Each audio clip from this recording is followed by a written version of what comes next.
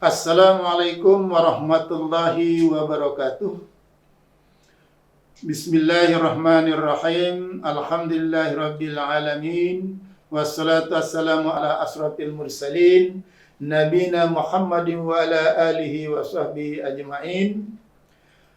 Bapak-bapak, ibu-ibu, saudara-saudara, kaum muslimin dan muslimat rahimakumullah dimanapun berada yang kami hormati. Alhamdulillah pada kesempatan ini kita bisa melanjutkan kajian kita. Pada kesempatan ini kita akan membahas ada 3 potensi dasar yang sering kita lalaikan sehingga mengakibatkan kita itu menjadi umpan neraka jahanam. Ini diterangkan dalam Al-Quran surat yang ke-7 ayat yang ke-179. A'udzubillahi minasyaitonirrajim. Bismillahirrahmanirrahim. Walaqad zara'na li jahannama katsiran minal jinni wal ins lahum qulubun la yafqahuna biha wa lahum a'yunun la yubsiruna biha wa lahum azanun la yasma'una biha ulaika kal an'am balhum adallu ulaika humul ghafilun. Awal ayat ini diawali dengan 2 huruf tahqiq, ya. Walaqad, lam artinya sungguh, qad juga artinya sungguh. Walaqad zara'na li jahannama, sungguh kami persiapkan untuk isi neraka jahanam itu, firman Allah, katsiran minal jinni wal ins, sebahagian besar dari jin dan manusia. Mengapa? Lahum qulubul la yafqahuna biha, aku berikan dia hati tapi tidak digunakan sesuai dengan kemauanku. Ya, maksudnya apa di sini? Sebenarnya tidak ada orang tidak menggunakan hatinya. Tetapi yang dimaksud oleh Allah di sini adalah tidak menggunakan hatinya itu untuk selalu ingat kepada Allah Subhanahu wa taala. Kalau kita bicara tentang ingat hati ini adalah salah satu potensi dasar manusia yang sangat potensial kita gunakan untuk taqarrub ilallah. Nah, kalau kita mau taqarrub ilallah, bisa kita menggunakan hati ini secara maksimal. Ya, kita ingat kepada Allah ya dengan hati. Hati ini bisa secara physically, ya katakan begitu. Kita ingat juga kepada Allah ya di dalam diri kita. Ya toh? Selalu mengingat Allah kapanpun dimanapun kita berada. Hatta kita di tengah-tengah panorama yang indah. Ya, kita melihat keindahan gunung, kita melihat bagaimana air laut itu, ombak itu terus bergelombang terus. Nah, ini mengingatkan kita betapa besar ya kekuasaan Allah yang memiliki diri kita, ya, yang menciptakan diri kita, ya, yang menguasai seluruh hidup kita. Ya. Ini kita gunakan untuk selalu ingat kepada Allah. Ya, kalau orang yakin atas kebesaran Allah, maka apapun yang dilihat, yang teringat dalam hatinya adalah kebesaran Allah Subhanahu wa taala. Lalu yang kedua, ya, menggunakan hati ya untuk ikhlas, ya, khusyuk di dalam menjalankan ibadah. Baik itu ibadah khusus seperti sholat, puasa, dan lain-lain. Nah, demikian juga ibadah secara umum seperti bekerja, ya, belajar, mengajar, ini kita gunakan hati, ya, hati yang bersih.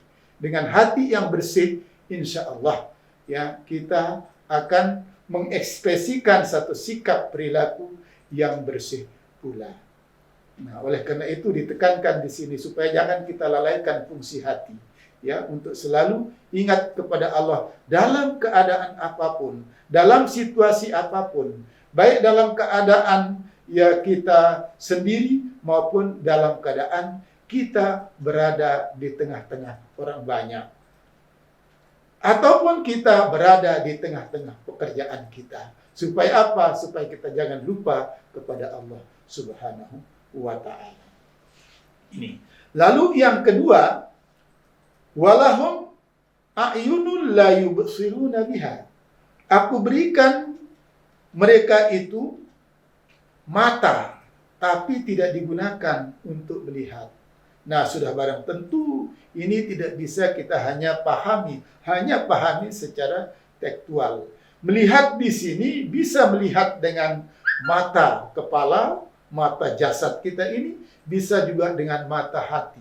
Dengan keimanan kita ya sebagai ya parameter untuk melihat sesuatu itu baik atau buruk adalah syariat Islam. Nah, kalau kita bicara tentang melihat, dari mana kita harus melihat? Nah, ibda' binafsik, melihat dari diri kamu sendiri. Apanya yang kita lihat? Apakah perilaku kita selama ini sudah menunjukkan kita selalu taat, dekat kepada Allah atau tidak?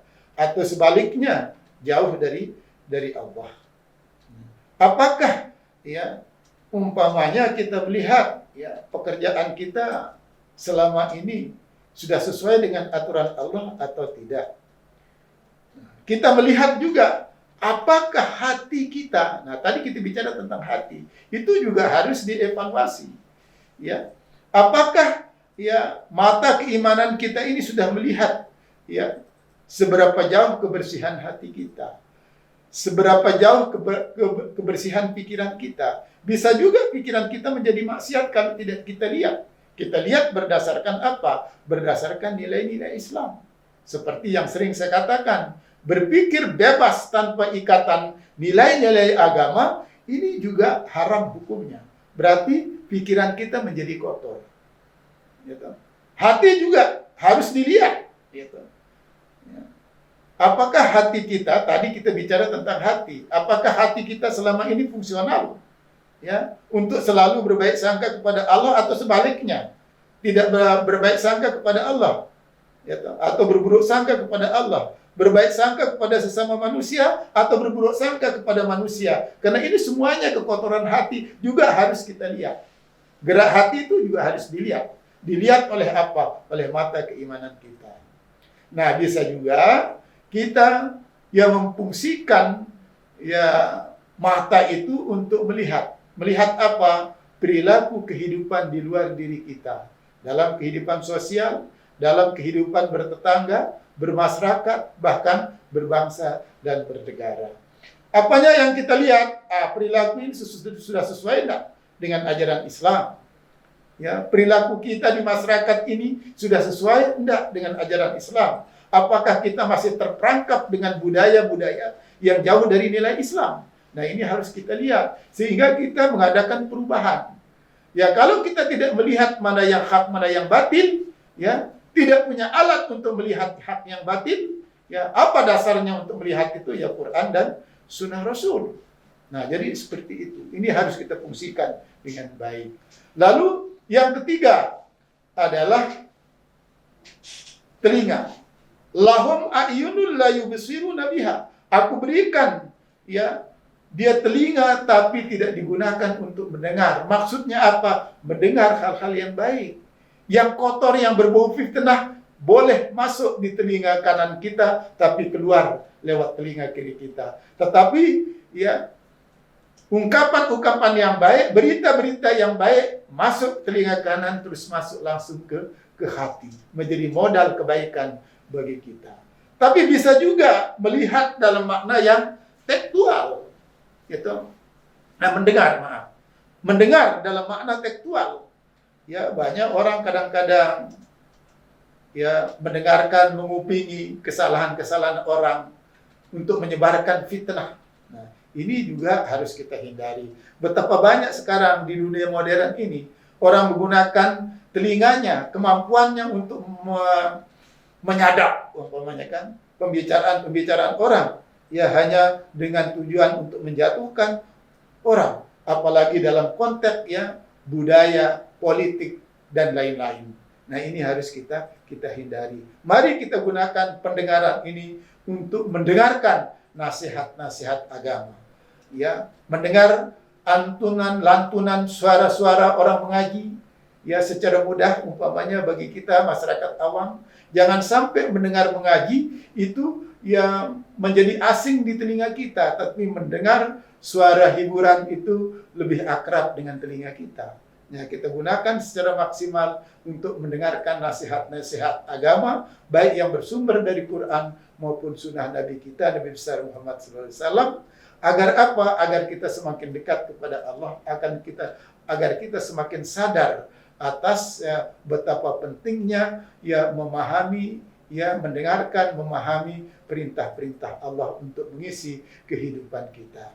Nah, ini 3 faktor potensi dasar ini kalau dilalaikan fungsinya, tidak digunakan sesuai dengan kemauan Allah Subhanahu wa taala, ulaika kal an'am. Mereka akan dinilai oleh Allah sebagai apa? Sebagai binatang ternak. Bal hum adallu, bahkan lebih sesat dari binatang ternak, dan disiapkan neraka jahanam. Nauzubillahi min zalik. Jadi itu 3 potensi dasar. Kalau dilalaikan fungsinya, tidak digunakan sesuai dengan kemauan Allah, baik hati, penglihatan, dan pendengaran, maka disiapkan bagi mereka itu neraka jahanam. Nah, oleh karena itu, dari apa yang saya sampaikan ini, mudah-mudahan bermanfaat bagi kita untuk mengefektifkan mendaya gunakan secara maksimal sesuai dengan kemauan Allah, hati, mata, dan telinga yang dianugerahkan oleh Allah kepada kita. Demikianlah yang bisa saya sampaikan, semoga bermanfaat. Billahi fi sabilil haq wa fastabiqul khairat. Assalamualaikum warahmatullahi wabarakatuh.